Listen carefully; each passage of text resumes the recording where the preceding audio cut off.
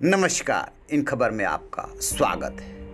केंद्रीय मंत्री रामविलास पासवान का कल निधन हो गया था। आज उनके पार्थिव शरीर को उनके घर पे लाया गया, जहां पे प्रधानमंत्री नरेंद्र मोदी, बीजेपी के अध्यक्ष जेपी नड्डा समेत तमाम वरिष्ठ नेताओं और मंत्रियों ने पहुंच करके उन्हें श्रद्धांजलि अर्पित की। इसमें कहीं कोई दो राय नहीं कि रामविलास पासवान बड़े दलित नेता थे, स्वभाव से सौम्य और मीठे थे। उन्होंने गरीबों के लिए काम किया। लास्ट तक कोरोना काल में उन्होंने ये कोशिश की थी कि कैसे गरीबों तक जल्दी से जल्दी अनाज पहुँचे। 74 साल की उम्र में उनका निधन हुआ है। 22 अगस्त से वो अस्पताल में भर्ती थे और इस दौरान उनकी हार्ट सर्जरी हुई। 11 सितंबर को जब अस्पताल में भर्ती हुए तो एम्स में 2 अक्टूबर की रात उनकी हार्ट सर्जरी हुई थी। पहले एक बाईपास सर्जरी हो चुकी थी।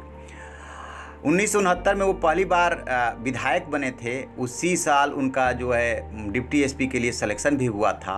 कुल 11 बार वो चुनाव लड़े लोकसभा का, 9 बार वो जीते थे और हाजीपुर से चुनाव जीत करके उन्होंने रिकॉर्ड बनाया था। प्रधानमंत्री नरेंद्र मोदी ने कहा है कि अपना दुख शब्दों में नहीं बयां कर सकता। मैंने अपना दोस्त खो दिया। पासवान मोदी कैबिनेट में सबसे उम्रदराज अनुभवी मंत्री थे। रामविलास पासवान को राजनीति का मौसम वैज्ञानिक कहा जाता है। उन्होंने एक नहीं 6 प्रधानमंत्रियों बीपी सिंह, एचडी देवगौड़ा, आई.के. गुजराल, अटल बिहारी वाजपेयी, मनमोहन सिंह और अब नरेंद्र मोदी के कैबिनेट में मंत्री थे। आखिरकार उन्हें सियासत का मौसम वैज्ञानिक क्यों कहा जाता है, इसको जरा समझने की कोशिश करते हैं। ये उपाधि उन्हें लालू प्रसाद यादव ने दी थी और क्यों दिया, ये कहानी जरा सुनिए। कि नीतीश कुमार ने लालू यादव के खिलाफ विद्रोह कर साल 1994 में समता पार्टी बनाई तो रामविलास पासवान लालू यादव के कब्जे में गई जनता दल में ही रहे और अगले साल यानी 1995 में विधानसभा चुनाव में जब भारी बहुमत से लालू यादव की जीत हुई तो लोगों को समझ में आ गया कि पासवान अपने उस फैसले पर सही थे। उसके बाद जब लालू यादव ने चारा घोटाले में अपना नाम आने पर 1997 में अपनी नई पार्टी आरजेडी बनाई तो पासवान शरद यादव के साथ जनता दल में ही बने रहे और 1998 का लोकसभा चुनाव जीतने में कामयाब रहे।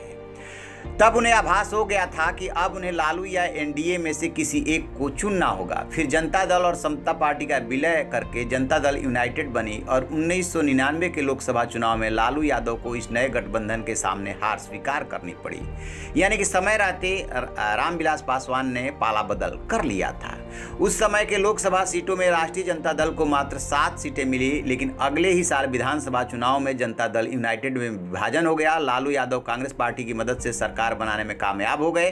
पासवान ने भी अपनी नई पार्टी लोक जनशक्ति पार्टी बना ली। केंद्र में जो एनडीए की सरकार बनी थी उसमें रामविलास पासवान संचार मंत्री थे, लेकिन कुछ कारणों से यह मंत्रालय उनसे 2 वर्षों में छीन लिया गया और उन्हें कोयला मंत्रालय दे दिया गया, जिससे नाराज थे वो। और जब गुजरात दंगे हुए तो उसको आधार बना करके एनडीए से वो अलग हो गए, इस्तीफा दे दिया। 2004 के लोकसभा चुनाव के ऐन मौके पर जब पड़ोस में रह रही कांग्रेस अध्यक्ष सोनिया गांधी उनके घर पैदल चल करके गई तो उन्होंने फिर से यूपीए का हाथ थाम लिया। पासवान ने एक बार फिर बिहार में लालू यादव और कांग्रेस के साथ मिलकर के चुनाव लड़ा। पिछले लोकसभा चुनाव का परिणाम पलटा। इस बार नीतीश कुमार अपने परंपरागत 12 सीट से भी हार गए थे। केंद्र में मनमोहन सिंह की सरकार बनी तो लालू यादव के कारण उन्हें रेल मंत्रालय नहीं मिल पाया। इससे खफा पासवान ने लालू यादव से 2005 के विधानसभा चुनाव में 2-2 हाथ करने की ठान ली।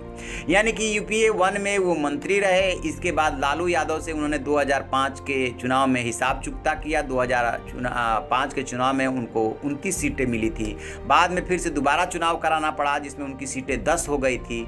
और इधर जब यूपीए से उनकी नाराजगी बढ़ी और 2014 में कुछ ऐसी परिस्थितियां बनी कि फिर से एनडीए जो है सत्ता में आती हुई दिख रही है, तो उन्होंने सोनिया गांधी से मिलने से इनकार कर दिया था, घर छोड़ करके हट गए थे और फिर एक बार वो गुजरात दंगे को भुला करके एनडीए में शामिल हो गए।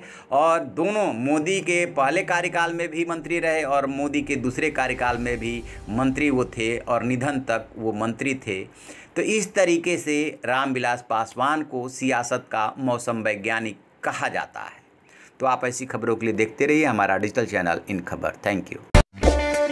इन खबर चैनल को सब्सक्राइब करें।